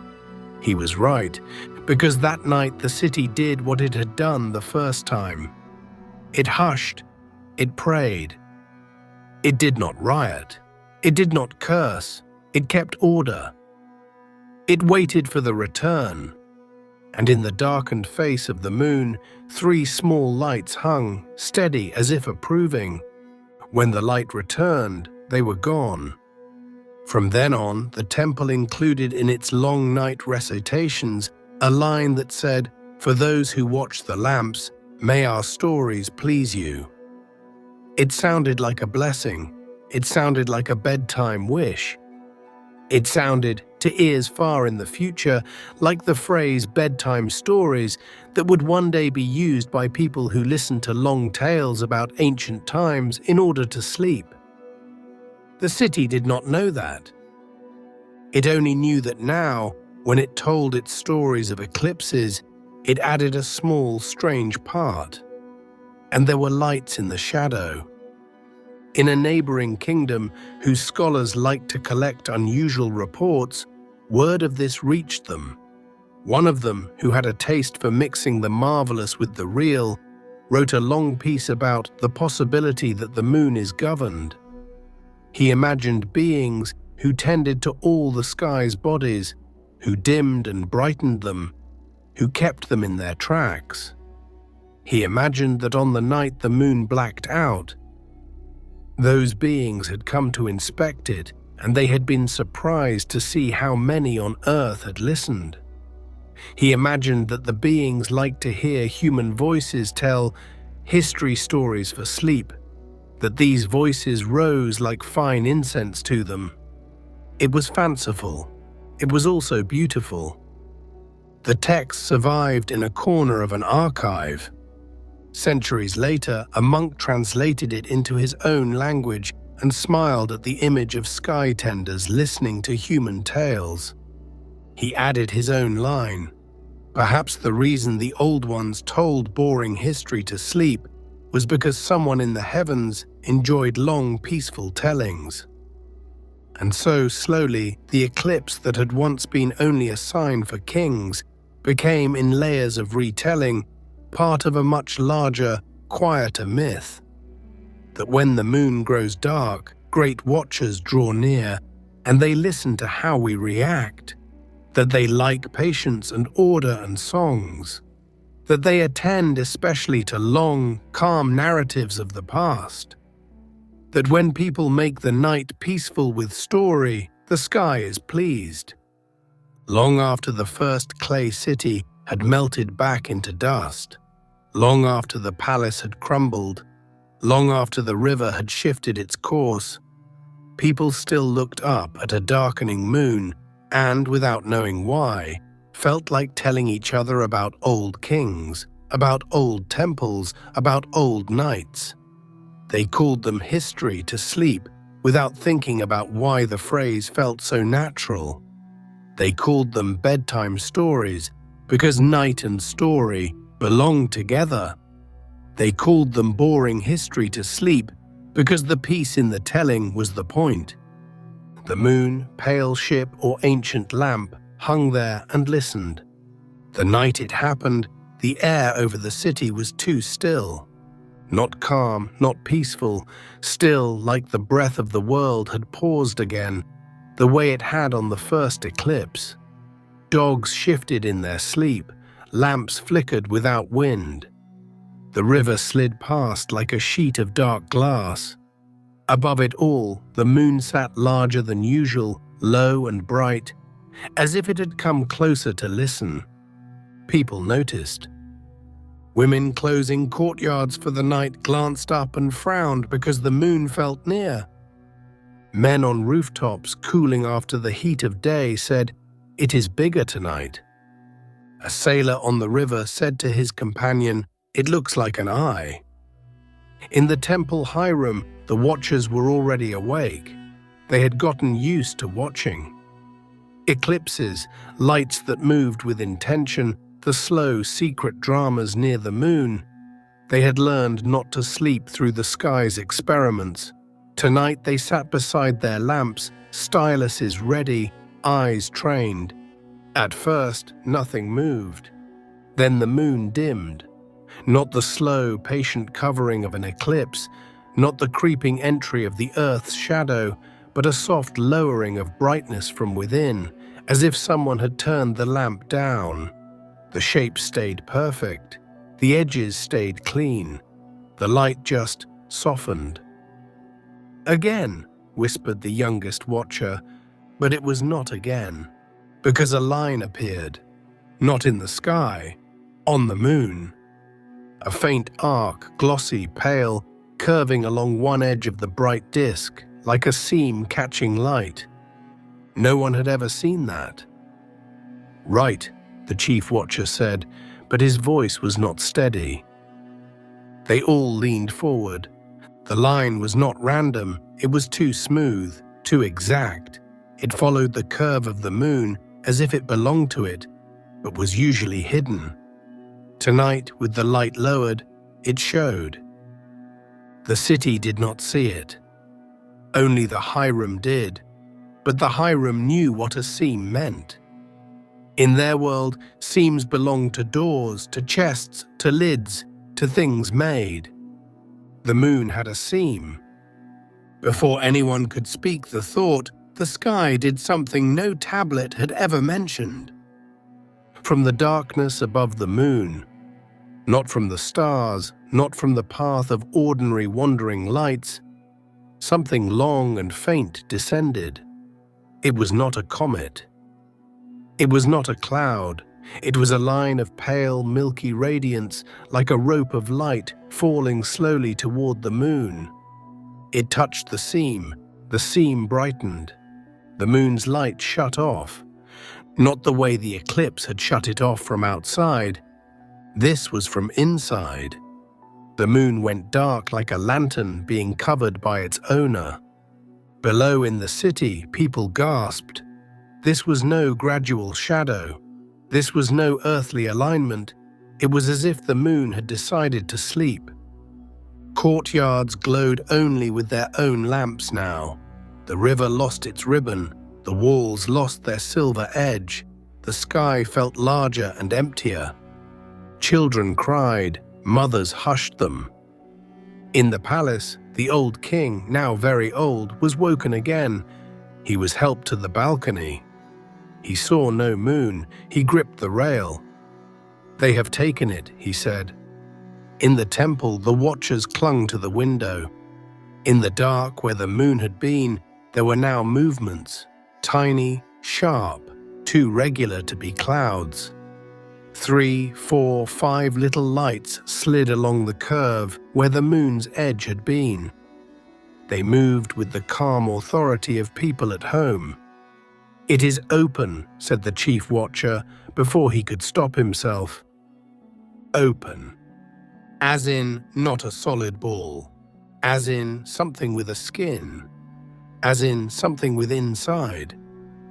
The youngest watcher whispered, barely a breath, "Is it hollow?" The oldest cast him a look, but he did not deny it. Below, the city was murmuring. People in doorways pointed at the blank place in the sky. "Where is it? Why is it dark? Call the priests." Lamps were lit, roofs filled. The hush of the eclipse was there, but under it pulsed a new feeling. Curiosity mixed with a thin, cold thrill. This was not only a test, this was a reveal. And then from within the darkness where the moon had been came a sound. No one on the ground heard it clearly. It was too high, too gentle, too for the sky. But the watchers in the high room said later that the sky rang. Not like thunder, not like a drum, like bronze, like a struck bell. Like a great hollow thing, tapped from within to see if its shell still sang. The moon rang. The king, on his balcony, stared at the dark sky and felt in his old bones the faintest vibration, as if the sound had traveled through the night air and down the palace walls. He whispered, to no one, "They are testing the frame." In houses near the temple, where the stone carried sound better, people said, "Did you feel that?" Some said no, some said yes, some said it was the earth settling. The temple knew better. "They struck it," said the chief watcher, voice full of reverence and terror. "Who?" asked the youngest. "The ones who opened it." The darkness where the moon had been did not last long. Perhaps only the time it takes to recite the shorter hymns. Perhaps the time it takes a man to walk from his bed to the door and back. Then the pale rope of light that had descended withdrew. The seam line dimmed. The shell of the moon filled with light again from within, not with the smooth round rise of reflected shine, but with the even white of a lamp relit. The moon was back. Perfect, round, cool, as if it had never gone. But the watchers had seen it open. They had heard it ring. They had seen lights inside. The king demanded their report before dawn. They told him everything. He sat with his eyes on the floor for a long time. Then he said very quietly, "We will not tell the whole city." The chief watcher nodded. "They will fear." The king shook his head. "They will question." So the official word that went out that day was simple. The moon dimmed and returned. The gods have accepted our offerings. But in the temple, a new tablet was made. It did not go on the public shelf. It was dried in secret. It said, "In the year of the high river, on the night of the bright moon, the moon extinguished itself. A band of light descended. A line appeared upon it like the seam of a vessel. Small lights moved upon its face. A sound was heard, like struck metal. Then the moon was relit from within. We, the watchers, saw. That tablet was hidden behind other tablets. It was not read in public. It was only shown to those priests who had taken oaths. Those priests, men who had grown up on tales of gods steering stars, struggled with a new picture. That the moon was not only a god's eye, but also a made thing, maintained by beings who could come and go. A shell, a chamber, a structure afloat in the upper dark. One of the bolder ones said softly, "Then the first eclipse, the one we thought was a sign, may have been them closing it for inspection." Another said, "Then the small lights we saw entering were not spirits but workers." Another said, eyes wide, "Then when we told our bedtime stories, our history stories for sleep, they were listening not from far thrones but from inside the moon." They sat with that for a long time. In the city, life went on. Bread was baked, canals were cleared, children chased one another through alleys. But at night, when the moon rose, people looked at it differently. They had not been told about seams and lights, but they had all seen how quickly it had gone and returned. They had all felt that it had not been taken from outside. Some said, "Perhaps it turned itself off." Some said, "Perhaps it is like our lamps." Some children, drawing in dust, sketched the moon with a little door. Far from the city, in a caravan moving through desert under that same moon, a man of visions looked up and felt that the moon was not empty. He told his companions, "It is a palace of those who tend the sky." They laughed because desert men laugh at many things to keep fear away. But one of them, younger, looked longer at the moon and thought, "If it is a palace, perhaps they heard me when I sang last night." In a coastal town, a sailor said, "If the moon is a vessel, imagine sailing that sea." His friends said, "You cannot sail in the sky." He said, "They do." In the palace, the king began to send more offerings to the temple, not only to the old gods, but to the masters of the lamps. Quietly, in notes to foreign rulers, he began to describe his city as the city under the opened moon. It gave him prestige in an odd way. No other king could claim such a night. Decades later, when that king was gone and his grandson ruled, a great drought came. People suffered. The river failed. The priests, desperate for any sign, began to read the hidden tablets too. The young high priest, coming upon the account of the opening moon, had an idea that was daring even for him. "If they can open it," he said, "perhaps they can hear." He proposed a night of telling, not to the people, to the moon.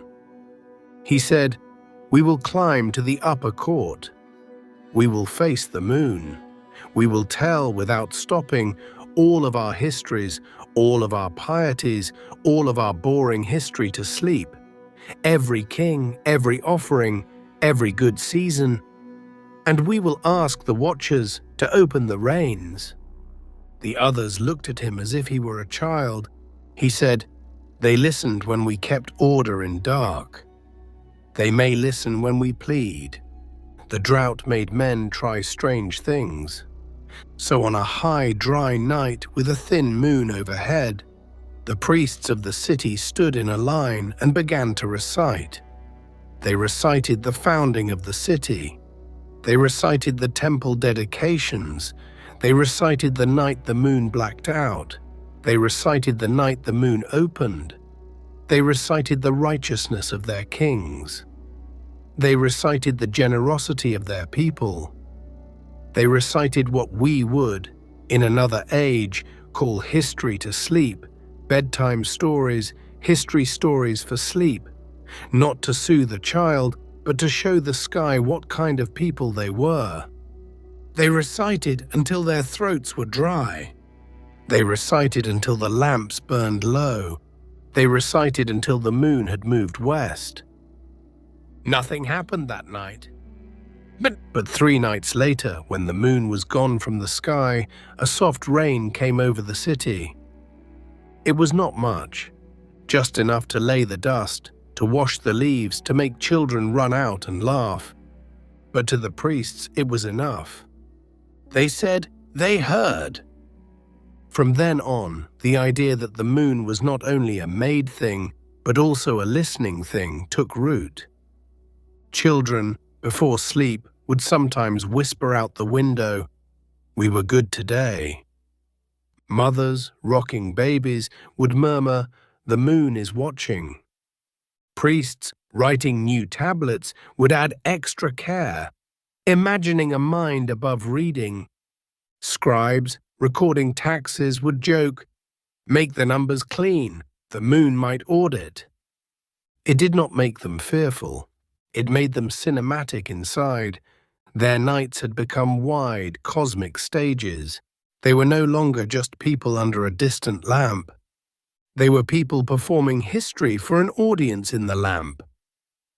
And when, once every long while, the moon dimmed quickly, and for just a breath a pale line appeared on its curve, the city would fall extra quiet. Not in fear this time, but in respect, as if the great theatre doors above had opened and the balcony seats had filled.